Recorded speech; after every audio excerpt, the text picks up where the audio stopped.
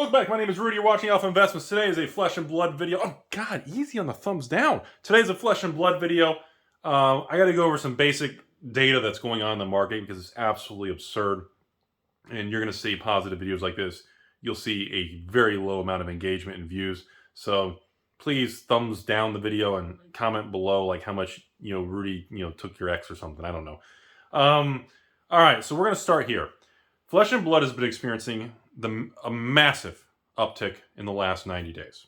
Okay, this is probably the largest influx of money and capital and players that I have seen in Flesh and Blood. And look, Flesh and Blood 2019, 2020, 2021, 2022. This is year 5, 2023. See, I can do first grade math. This is the 5th year of Flesh and Blood. Okay, I've been into this in discussions and talking with this company for 6 years before it was released, starting in 2018. Now, this is the largest influx of price increases, players, stores wanting product, patrons buying sealed product that I've seen since probably, when was that? October of 2020, when Crucible of War hit and Flesh and Blood first got kind of the viral traction, started to grow like crazy. And that's what led to the second era, the Monarch era, with the increased print runs because the game just started growing massively. Now, and obviously since the peak of crypto in May of 2021, same time Monarch First Edition was released, and then of course, going through everything, crypto crashed, economy crashed, stock market, tech bubble, inflation reared its head up, interest rates are sky high, lots of turbulence in the markets, CCGs across the board, everything except Pokemon, Magic, Flesh and Blood, Weiss, a lot of Kickstarter games failed, MetaZoo, across the board, everything dropped in price. Okay, on average, between, only 20% sometimes, and many times up to 60, 70%. Flesh and Blood from its highs was down, but it's about 40, 50% across the board. Whether you had a Rudy promo card, an Alpha box, or a new box, whatever it is. Some were better, some were worse. And like I said, October 2020 was the last time I saw a huge upswing and uptick into the Flesh and Blood world. Well, in the last 60 days, this is by far the second largest impactful shift in the Flesh and Blood market I've ever seen in the 5 years I've been doing, or 6 years I've been involved with Flesh and Blood. The amount of money from collectors, players, and evil investors flowing back into Flesh and Blood is the highest I have seen in years. It's been probably, because again, we went through a 12 to 18 month bear market where everything was just flat and negative. It just kind of eroded and dripped down by supply, just sitting on the market, undercutting by pennies at a time. And Flesh and Blood and Pokemon were the first two to turn in November, December of 2022. They were the first two items to turn. I don't know, a lot of it was the anger in the people leaving Wizards and Hasbro because of Magic and the drama, price increases, Magic 30, ball sacks, Dr. Cox, whatever it is, fireside chats with your ex. I don't know. A combination of all of it. One of the variables is Magic, but overall, the growth of Flesh and Blood internationally and in the US now is on a very noticeable, clear uptick. Okay? So, with that being said, let's go into some of the details here. So first, we're going to start with the very old stuff. The first block of Flesh and Blood. WTR, Arc, and Crew. The first 3 sets, first 3 block. When the game was little, print runs, the first 2 sets, print run around 16,000, 17,000 boxes. Third set of Flesh and Blood, Crew, we had 36,000, 37,000 boxes. Now the first 2 sets, WTR boxes, bottomed at about $2,000 to $3,000 a box in the crash here in the last 12 to 18 months. As of filming this video now, there is like 1 box, maybe 2 boxes for sale between $3,000 and $4,000. And then there's a couple other boxes that are $5,000, $10,000 a box, and that's it. So at this point in time, my perspective on WTR Alpha is that essentially this next leg up through 2023 is going to make WTR Alpha essentially unattainable and off the market. That's my opinion. If you have sealed product of it, cold foils of it, or original rainbow foils, pink stripe, whatever, essentially that's it. I don't see that original exclusive items, which there's not much left. In my opinion, I don't even think 10% of the original 16,000, 17,000 Alpha boxes are even left sealed anymore. Because I remember when I sold all those kits to patrons, some of the patrons kept them, they flipped them. Some patrons made $50,000, $100,000, $150,000 on it. Some of them bought houses, cars. Hey, that's epic. I love success stories. But overall, most of that product has been open, searching for cold foil hearts, cold foil legendaries, tunics, blah, blah, blah. I think at this point in time, the WTR Alpha is essentially at its next leg up where it's just going to be, that's it. I look at it as almost Magic the Gathering. It's 5 years old now, not 30 years old. But I look at it as kind of the ABU era where the sealed product is just almost gone. And I see that happening. My brain can't comprehend what this original Flesh and Blood set is going to be when Flesh and Blood goes from 5 years old to 10, 15 years old, or God forbid 20, 30. Like, the supply is so low already. That's what happened with Magic, with ABU. ABU original Magic, even 5 years after Magic's release, from 93, when we hit 98, 97, 98, and we were going through the Stronghold, Exodus, Mirage, Visions era of Magic, ABU sealed product was already skyrocketing and unobtainable. And that's exactly what I see going on. And I hate comparing, look at Magic. I hate doing that, but the data shows that it looks the same. That is just based on the supply-demand side. Now, when we look at Arc, Rudy's favorite set, again, you guys know the history there, Arc is still cheaper than Alpha WTR because it's not the first set. And, of course, WTR Alpha is just deemed the perfect set by many fat people. It's the perfect set ever made. I'm an Arc crew guy. I've always been. I told you guys that. You know my history. I liked Flesh and Blood when I demoed and I tested and I played and I first saw WTR Alpha in 2018. But for me, the Arc and crew is what threw me. That's when I just dropped my pants and I went out the window on the second floor. I couldn't, I cut my finger off, I mailed it to myself, licked my own eyeball, I lost it. That's what did it for me. Now, Arc First Edition has the same print run of WTR Alpha. Yet the prices of Arc hit a low in the bear market of like $1,500, no, not even $1,500, actually $800, $700-800 a box was the low for Arc First Edition loose boxes. Now they've creeped back up to over $1,000, $1,200. As of the filming now, there's a couple boxes, if you dig, for around $1,500 to $1,800, but overall, they're about $2,000 a box now with maybe there's 20 boxes on the market. There's very, very little. So Arc, to me, is on the same path as Alpha, but obviously not as iconic.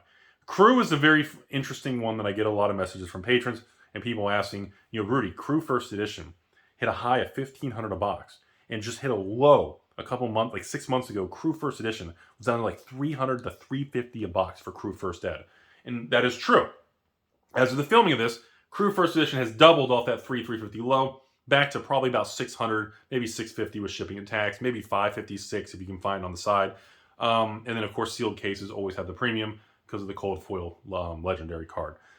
Same thing. Crew had the print run doubled at a very healthy rate. Still extraordinarily rare item. I think maybe 10, 15%, maybe 20% of all Crew left in the world is still sealed or out there. That's being generous. I'm going to say around maybe 10 to 15% because I think Alpha and Arc are probably around 5% left sealed. These numbers, I can't emphasize to you all how low and rare these numbers are. Now we move to the second era of Flesh and Blood. Because remember, October 2020, that's when the huge viral expansion of Flesh and Blood took place, and that's when all the new players and the money started pouring into the game. So LSS and James increased print run to meet this new explosion in growth with Monarch at 125,000 print run. Obviously, 125,000 print run was generally accepted to be too high based on what we know in 2023 and based on what we know of certain snowballs and card shop deads and these weird other players and sponsored people and some other YouTubers and people and that said they did things with the product when they essentially kept pallets of the product, and they were smarter than me and didn't go back and buy Monarch First Edition for $200 a box. So they were smarter than me there. But because of the supply manipulation, blah, blah, blah, we know the history there. It doesn't need to be gone over again. But Monarch crashed from a high of $750 a box down to a low of $70, $75 a box for Mon First Edition. Now, off this dead cat bounce, the comment section is going to say, oh, here's Rudy. He's got to pump it. See, we got one little uptick. He's been waiting. So Monarch First Edition at the 750 peak, bottoming at the 75, so down 90%, is now doubled off its lows. It's up 100% from its lows. Monarch First Edition is now probably about 160 plus taxes or shipping or whatever. Let's just call it 150. Overall, doubled off the lows and actually recovered quite a bit. Based on what I'm seeing, now again, if some of those people that may or may not be involved with Flesh and Blood anymore are still sitting on pallets or doing, things like that, it could inject more of this product to the market to sell into the strength. So far, we haven't seen that, but we're going to find out. If that doesn't happen, Monarch definitely First Edition has a clear path to go back to $200-300 a box, probably before year end. Could be higher depending on the synergy and interactions with the new Flesh and Blood 10th set release later this year called Dusk Till Dawn. If there is a lot of synergy, which it's sounding like there's a lot of hype around it, chances are, yeah, Monarch could definitely push back to 200-300 easily, which is going to be a very interesting thing. Now, moving to Tails and Everfest, same thing. Very flat, but those have single cards that moved off their lows, but sealed products still under $100 a box. Now, based on all this, everything we're saying, I'm going through this because I did not think we were going to see this strong of a reversal, an attitude shift with high interest rates, high inflation, and cash no longer being trashed, and the fact people can get 4, 5, 6% on their cash. I didn't think we would see this strong of a reversal. But I think that only 30-40% of this uptick is because investors, collectors are putting money back in Flesh and Blood. I personally believe over 50% of this uptick is because actual player-based genuine expansion worldwide. Because I get it. Remember, this video is sponsored by myself, Rudy's Left Nut, and the Rudy patrons. I don't have outside sponsors. It is what it is. If you want to support Rudy, go find someone who's got a patron account and slip them a taco or something. Again, 89 ships Magic boxes across the board, not 90, not 91. And of course, actually tonight, if I can get this video out today, Friday night, we are launching the second and final wave of Outsiders with the exclusive cold foil Rudy Pink Visor for the Gem Keeper. And again, if you are not a Gem Keeper patron, you're just a normal patron, it's $5.99. And if you are a Gem Keeper guy, it's $4.99. Essentially, you buy a case of Outsiders for $375 to $400. And if you're a Gem Keeper for $99, you get the cold foil Pink Visor. If you're not, you got to pay the $199 full price. And I haven't checked the Pink Visor cold foil on eBay or the open market. Are they all dumping them, or is it like $50 or $100, or are they? I'm sure I'll get ridiculed. Oh, Rudy's pumped this up. He's selling the Pink Visor, and it's worth $20. See, he got it, the Monopoly man. I'm sure there'll be some sale or something, and some other YouTubers will bash me and make something up, I'm sure. But anyway, I think the Pink Visor and LSS and James did a phenomenal job. The feedback's been great. Like I said, wave 1 of Outsiders with the Pink Visors was 880 cases and 880 Pink Visors.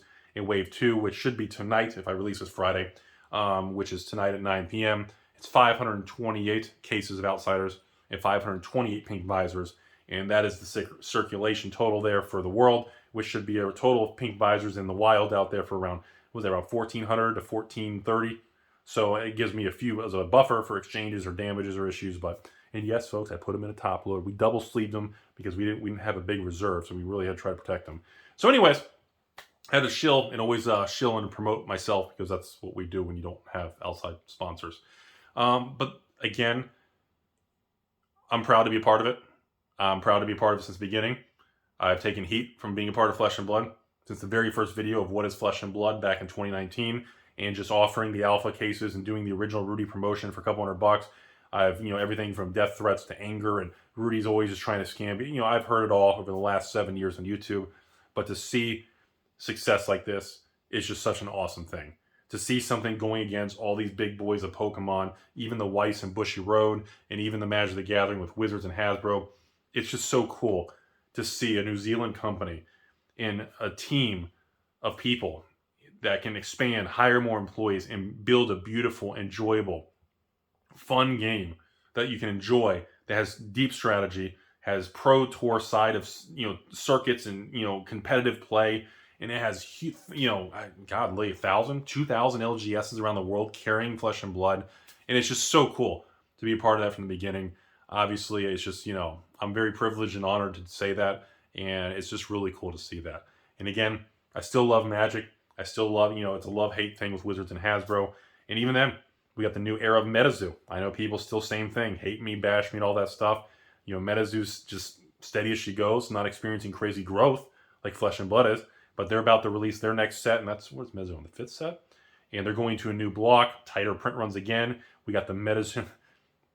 I know, I'm sorry, but I just gotta say this. So we're doing the spoof, the Magic the Gathering Magic 30th anniversary. We're doing the MetaZoo 30th anniversary, making fun of Magic, where you get the 4 black booster packs and everything. And I'm trying to bundle them, so even the patrons who buy the MetaZoo kit with the new Rock Hard Rudy coming, it's gonna be epic. I'm going to try to get these in there. I want to have free MetaZoo 30th anniversary packs for the patrons who support and still do that. I know a lot of you out there aren't even a fan of MetaZoo, but you still collect the Rudy card series and everything. And then you sell the rest of the stuff. But so it's really exciting. It's really fun, and I do it because I enjoy it. And you know, you do something you enjoy. You don't really work a day in your life, and it's such a cool thing. And honestly, for LSS, the employees, and James, all you guys, I know you watch this stuff many times, so you're doing great, man. I appreciate it. It's so cool. 5 years later, here we are, and man, what a ride! What a ride to go through the 12 to 18 month bear market crash of all CCGs, and to come out the other side, and that shit comes back with a vengeance. Like the crash of the CCGs in the last 18 months was used as such an angle to weaponize the anger of I told you Flesh and Blood or MetaZoo or Weiss wasn't real, or, you know, and to see Flesh and Blood lead the pack and to just come back with a vengeance across the board. Like, dude, there are just things in life that are just fucking beautiful. And this is one of those moments that you just got to respect the beauty of just the way it's in the cards. Am I right?